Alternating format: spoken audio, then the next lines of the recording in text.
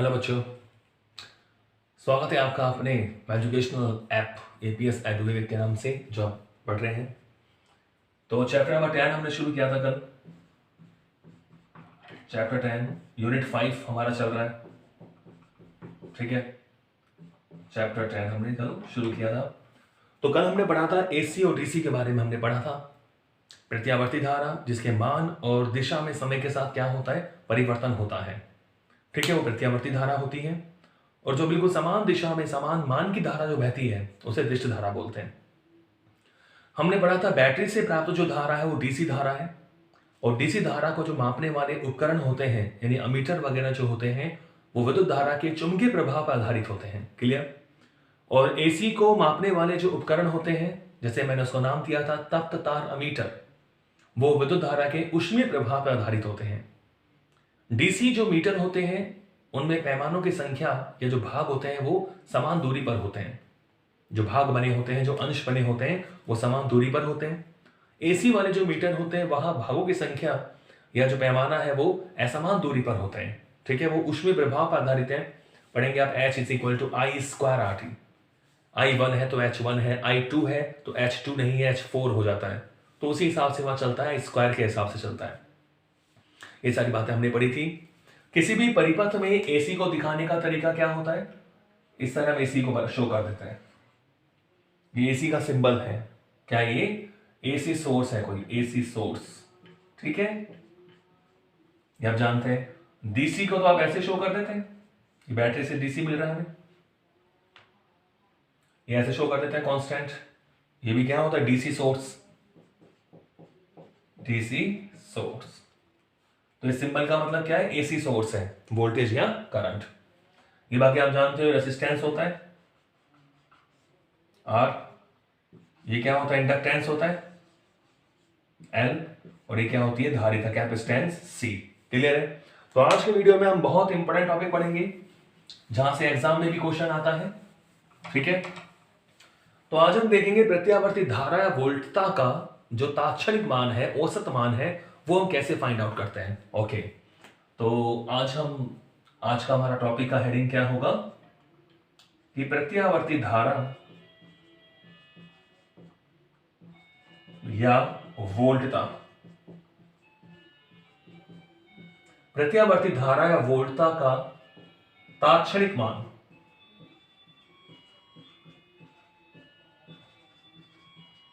तात्क्षणिक मान, और इसी के साथ ही हम पढ़ेंगे औसत मान, तात्क्षणिक मान कॉमा औसत मान। इसको आज के वीडियो में हम कंप्लीट करेंगे। प्रत्यावर्ती धारा या वोल्टता का तात्क्षणिक मान या औसत मान। तो बच्चों हम तात्क्षणिक मान की बात करें, तात्क्षणिक मान, इंस्टेंटेनियस वैल्यू,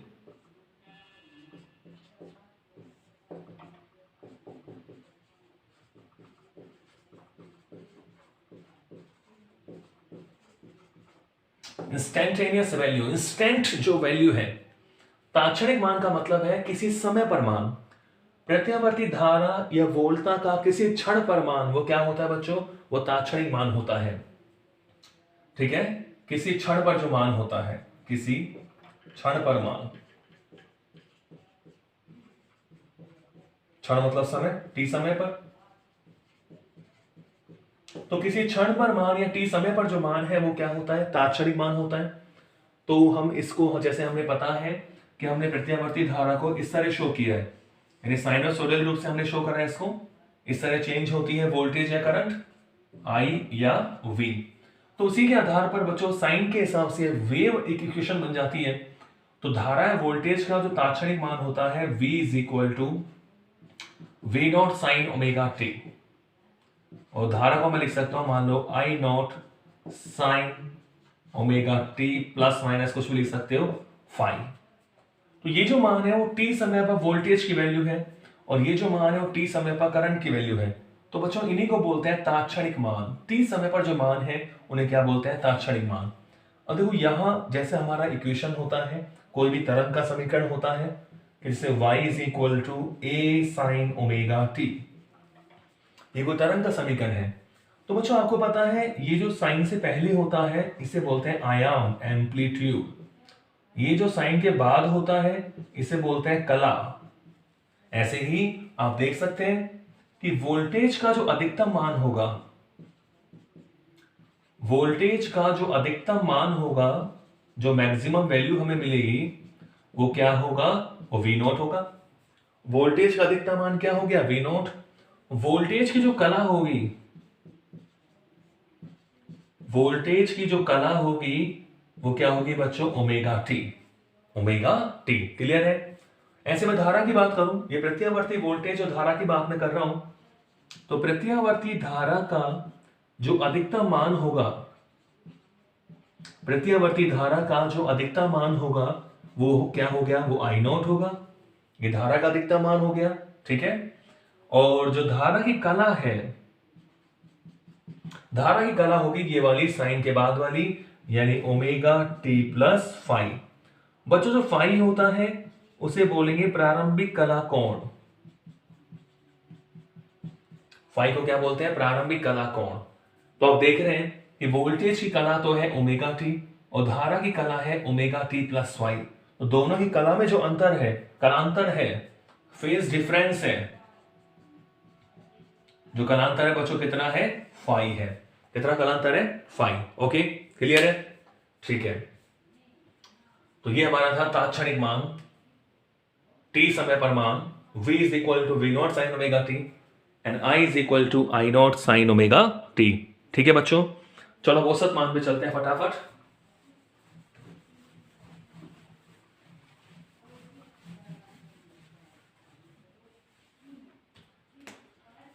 तो अगला मैं ले रहा हूं यहां पर औसत मान, क्या ले रहा हूं बच्चों, औसत मान, एवरेज वैल्यू।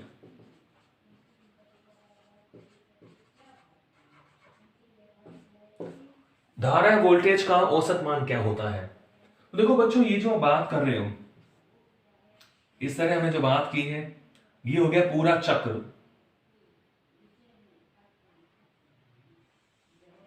यानी यहां से जीरो है और यहां से टी, ये एक चक्र हो गया। तो आधे चक्र की बात करेंगे तो टी बाई टू, ये हो गया पहला आधा चक्र जीरो से टी बाई टू, और ये पहला धनात्मक चक्र तो हो गया जीरो से टी बाई टू, और पहला ऋणात्मक चक्र क्या हो गया, टी बाई टू से टी।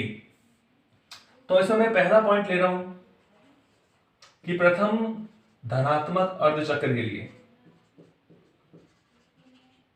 प्रथम धनात्मक अर्धचक्र के लिए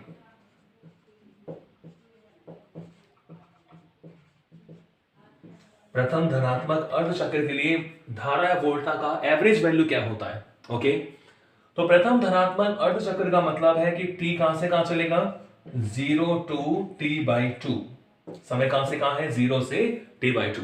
प्रथम धनात्मक अर्धचक्र का मतलब है कि जो समय लेना है वो 0 से t बाई टू। तो देखो बच्चों, हम औसत मान की बात कर रहे हैं, आई एवरेज। धारा या वोल्टेज कुछ भी ले सकते हैं। तो औसत का मतलब क्या होता है कि कुल वैल्यू बटा कुल टाइम। जैसे हमने पढ़ा है राशियों का योग बटा राशियों की संख्या। तो यहां क्या है कि अलग अलग समय पर करंट अलग अलग है। तो इसका मतलब ये होता है कि आप टोटल जो है वो करंट लीजिए, यानी टोटल करंट का मतलब हो गया 0 से t by to I D T. ये हो गई 0 से t बाई टू के अंतराल में कुल धारा। समाकलन का मतलब कुल होता है बटा कुल समय अंतराल, 0 से t by two D T. Clear है बच्चों, यही आपको ध्यान रखना है, यही फॉर्मूला में ध्यान रखना है एवरेज के लिए कि कुल धारा पूरे समय अंतराल के लिए उसका इंटीग्रेशन कर दो बटा कुल समय अंतराल। अब इसको देखो सॉल्व करते हैं। तो I average is equal to, देखो बच्चों 0 से t बाई टू, तो इसकी क्या हो गई लिमिट। आई हमें पता है, आई को मैं लिख रहा हूं I naught sine omega T D T, और नीचे है मेरे पास 0 से t by two D T. Clear है, ओके। आई बराबर हमें पता है कि जो करंट हम ले रहे हैं I is equal to I naught sine omega T से हम इसको लेके चल रहे हैं, प्रत्यावर्ती धारा है। तो लेट्स सॉल्व इट। देखो बच्चों, आप देख रहे हैं I average is equal to, I naught तो कांस्टेंट है तो आई नॉट को बाहर ले लो, ले लिया बाहर। जो नियत होता है कांस्टेंट होता है उसे समाकलन से बाहर ले लेते हैं। अब साइन ओमेगा टी का समाकलन क्या होता है? साइन ओमेगा टी का समाकलन बच्चों होता है minus cos omega T. Limit रख देंगे बच्चों 0 से t/2 और समाकलन dt का मतलब क्या हो जाएगा? समाकलन dt का मतलब हो गया t, कहां से कहां तक? 0 से t/2। क्लियर है? इंटीग्रेशन ऑफ dt का मतलब क्या हो गया? स्मॉल t, 0 से t/2। तो यहां से बच्चों I average is equal to क्या होगा? Minus I not. लिमिट रखिए, तो लिमिट कैसे रखते हैं? जिसकी लिमिट है उसकी जगह पहले उच्च सीमा रखो, अपर लिमिट रखो, और फिर माइनस करके निम्न सीमा, यानी कोस ओमेगा स्मॉल टी की जगह t/2 माइनस कोस, जब t की जगह 0 रखोगे तो बच्चों कोस 0 बन गया, और नीचे क्या आएगा? t/2 minus 0, t/2 minus 0। तो बच्चों यहां मुझे क्या मिल रहा है? देखो आप देख सकते हैं I average is equal to, देखो माइनस का आई नॉट, तो कोस ओमेगा टी हम कैसे सॉल्व करेंगे? मैंने पहले ही बताया था, ओमेगा टी को मैं लिख सकता हूं 2π/2, और एक cos 0, और ये हो गया हमारे पास t/2। क्योंकि आपको पता है बच्चों t बराबर होता है 2π/ω, तो ओमेगा टी कितना हो जाएगा? 2π। क्लियर है? देखो 2 से 2 कट गया। ओके, तो I average is equal to minus I naught, cos pi की वैल्यू क्या होती है? -1, और माइनस कोस 0 1 अपॉन, ये हो गया t/2। तो बच्चों देखो आप देख रहे हैं माइनस माइनस हो गया प्लस, तो ये हो जाएगा 2i0। ठीक है, 2i0। आई एवरेज की बात हम कर रहे हैं, 0 से t/2 की बात अपन कर रहे हैं, तो t/2 ये 2 पर चले जाएगा। हरी बात समझ में? तो देखो -1 कितना हो गया? -2 और ये माइनस आई नोट, तो प्लस 2i0 अपॉन t/2। ठीक है बच्चों, और t/2 को क्या लिख सकते हो? बताइए t/2 को क्या लिख सकते हैं? आपको पता है t/2 का मतलब यहीं से देख सकते हैं अपन कि ओमेगा टी का मतलब होता है 2π, तो t/2 का मतलब क्या हो गया? π/ω। t/2 का मतलब क्या हो गया बच्चों? π/ω। ठीक है, ओके।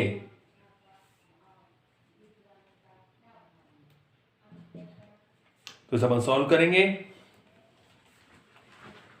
2i0 अपॉन t/2, तो आप लिख सकते हैं इसको t/2 को π/ω। ठीक है बच्चों, तो t/2 को मैं क्या लिख सकता हूं? π/ω। ओके, तो देखो ये आ गया मेरे पास 2i0, t/2 को लिख सकता हूं मैं π/ω, ऊपर चले गया। क्लियर है? अब देखिए आप, हाँ यहां थोड़ा हम करेक्शन करेंगे, ओमेगा नहीं आना चाहिए, क्योंकि देखो ये जो अपन ने इंटीग्रेशन करा है साइन ओमेगा टी का कॉस ओमेगा टी, तो यहां जो कॉफिशिएंट है उसको भी हमें रखना है। तो टी का गुणांक यहां पर क्या है? ओमेगा। समाकलन में जो गुणांक होता है वो नीचे आ जाता है, तो ये बच्चों हो जाएगा यहां ओमेगा। क्लियर है? समझ गए ना? कहने का मतलब ये हुआ कि साइन ओमेगा टी का जो समाकलन होगा वो क्या होगा? Minus cos omega T upon omega होगा। तो इस गुणांक को भी हम ध्यान रखें, तो ये ओमेगा चलता रहेगा। ठीक है, कोई प्रॉब्लम नहीं है, ओमेगा चल रहा है आगे, ओमेगा ओमेगा, ये ओमेगा। अब देखो ओमेगा से ओमेगा कट गया, तो हमारे पास यह जो आई एवरेज मिलेगा वो मिल गया बच्चों 2i0 upon pi, 2i0 upon pi. तो पहले अर्ध आवर्तकाल यानी 0 से t/2, पहले अर्ध चक्र में जो मान होता है प्रत्यावर्ती धारा या वोल्टेज की मैं बात करूं, अगर आप वोल्टेज लिखेंगे तो V एवरेज इस बराबर क्या आ जाएगा? 2v0 अपॉन पाई, करंट की जगह voltage 2v0 upon pi. Clear है? तो ये जो 2i0 अपॉन पाई आपको मिला है, ये पहले अर्धचक्र में औसत मान है बच्चों। 2 और पाई होता है 3.14। इसे आप सॉल्व करेंगे तो आप देखेंगे कि I average is equal to मिलेगा 0.637 i0। यानी पहले अर्धचक्र में जो प्रत्यावर्ती धारा का औसत मान है वो अपने अधिकतम मान का कितना हो जाएगा? 63.7% ऑफ आई नॉट, ये रहेगा। पहले अर्धचक्र में प्रत्यावर्ती धारा का जो औसत मान है वो कितना होता है? 63.7%। इंपॉर्टेंट बात है, 63.7% ऑफ आई नॉट। तो ये हुआ पहले अर्धचक्र की बात। अब हम इसी को देखते हुए सममिति से या सिमिलैरिटी से हम शेष अर्धचक्र में भी औसत मान निकाल सकते हैं। ठीक है, तो कहने का मतलब ये हुआ, अगर मैं मान लो प्रथम ऋणात्मक चक्र की बात करूं, प्रथम धनात्मक की जगह क्या ले रहा हूं? ऋणात्मक। तो लिमिट क्या से क्या हो जाएगी भाई? लिमिट हो जाएगी t/2 से t। ठीक है, देखो t/2 से t, उसी में कर रहा हूं मैं, t/2 से t। लिमिट तो चेंज करनी है मुझे बस। तो ये हो गया बच्चों t/2 से t, t/2 से t। ठीक है, तो लिमिट चेंज करेंगे t/2 से t।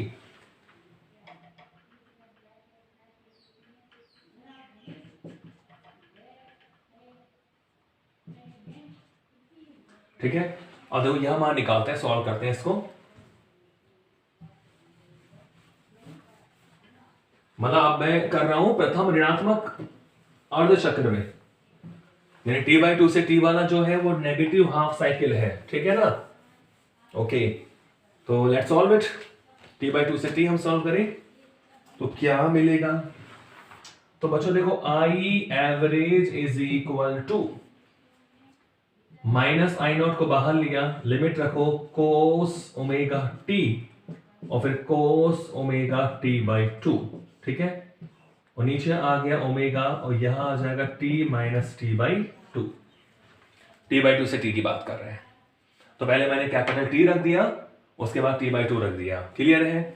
तो हमें पता है ओमेगा t को मुझे क्या लिखना है? 2 लिखना है। तो ये तो मैं बाहर ले लेता हूं, minus I naught upon omega. cos omega t का मतलब 2 और cos ओमेगा टी का मतलब 2 अपॉन 2, और नीचे मिलेगा t माइनस t/2 यानी t/2। ओके, 2 से 2 कट गया, 2 से 2 कट गया, तो यहां प्यारे बच्चों क्या मिलेगा? देखो I average is equal to minus I naught upon omega. ठीक है, cos 2 क्या होता है? 1 माइनस cos पाई होता है -1, तो माइनस पाई हो गया प्लस अपॉन t, ये 2 ऊपर चले गया। ठीक है, तो यहां से आप देख रहे हैं कि I average is equal to minus का ये आ गया आपके पास आई नॉट और ये हो गया 2, ये 2 ओमेगा टी का मतलब 2 2 से 2 कट गया। तो आप देख रहे हैं पहले अर्धचक्र में केवल साइन चेंज हो गया, यानी माइनस का 2 आई नॉट अपॉन पाई। पहले आया था 2 आई नॉट अपॉन पाई और अब कितना हो गया? माइनस का 2 आई नॉट अपॉन पाई। ठीक है, इसका मतलब पहले जो हमने देखी थी बात, 0 से t/2 के बीच में जो आई एवरेज था हमारे पास वो कितना था? माइनस नहीं प्लस था 2 आई नॉट अपॉन पाई, और यहां पर कितना आ रहा है? माइनस का 2 आई नॉट अपॉन पाई, यानी औसत क्या हुआ? 0। एक पूरे चक्र के लिए बात करेंगे आप तो मान क्या आएगा उसका? 0। इसको निकालेंगे अपन। तो आज की वीडियो में हमने देखा कि तात्क्षणिक मान क्या होता है और औसत मान हमने देखा प्रथम अर्धचक्र के लिए, धनात्मक और ऋणात्मक। ठीक है, तो एक बार अपन एक पूर्ण चक्र की बात और कर लेते हैं कि पूरे चक्र के लिए औसत वैल्यू क्या होती है। वैसे तो 0 आई है, क्योंकि जितना पॉजिटिव है उतना नेगेटिव है, तो बेटा औसत क्या हुआ? 0। ठीक है, मैंने आपसे कहा 2 और -2 का औसत क्या होगा? तो 0 तो होगा, जोड़ के तो भाग दोगे। तो पहला पॉजिटिव है पहले हाफ साइकिल में और दूसरे हाफ साइकिल में नेगेटिव है, तो उनका औसत क्या होगा? 0। तो इनको निकाल के देख लेते हैं एक बार। ठीक है, तो इसमें ले रहा हूं मैं एक पूर्ण चक्र के लिए, एक पूर्ण चक्र के लिए, एक पूर्ण चक्र के लिए औसत मान।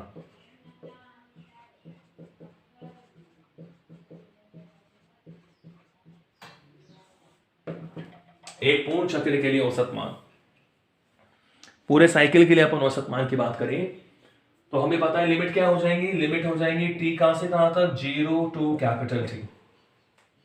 T। ठीक है ना, इंटरेस्टिंग चैप्टर है क्योंकि थ्योरी यहाँ कम है, मैथमेटिकल डेरिवेशन ज्यादा है। तो एक पूर्ण चक्र के लिए औसत मान 0 से t, तो क्या होगा देखो बच्चों, अब ध्यान से देखना, I average is equal to, तो 0 से capital T I D t, ठीक है, ये धारा का कुल मान हो गया, अपॉन 0 से कैपिटल T डी टी, ठीक है, 0 से capital T I D T बटा 0 से T डी टी।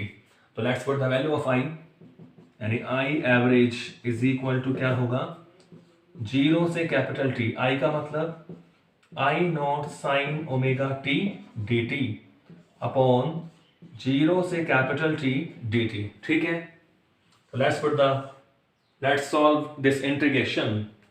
तो हमें क्या मिलेगा, I average is equal to, I naught को बाहर ले लिया, साइन ओमेगा टी का हमें इंटीग्रेशन करना है, तो साइन ओमेगा टी का इंटीग्रेशन होता है minus cos omega T, T का गुणांक कितना है, ओमेगा, और बच्चों लिमिट कहां से कहां तक है, 0 से कैपिटल T, और यहां पर बचेगा हमारा dt का मतलब t, और 0 से कैपिटल T, क्लियर है, okay.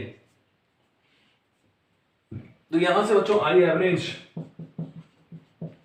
Is equal to minus I naught upon omega, और ये हो गया cos omega capital T minus cos 0, t की जगह पहले अपर लिमिट फिर माइनस करके लोअर लिमिट, ओमेगा मैंने बाहर ले लिया है, और ये बचेगा केवल t माइनस 0, ठीक है, क्लियर, आगे चले। ओके, तो I average is equal to क्या मिलेगा, minus I naught upon omega, cos omega t का मतलब कोस 2 पाई, कोस 2 पाई का मतलब 1, कोस 0 का मतलब 1, और ये आगे बच्चों t, क्योंकि आपको पता है ओमेगा टी का मतलब क्या होता है 2 पाई, ठीक है। अब देख रहे हैं 1 माइनस 1 क्या हो गया, 0, तो आई एवरेज क्या आएगा 0, ठीक है।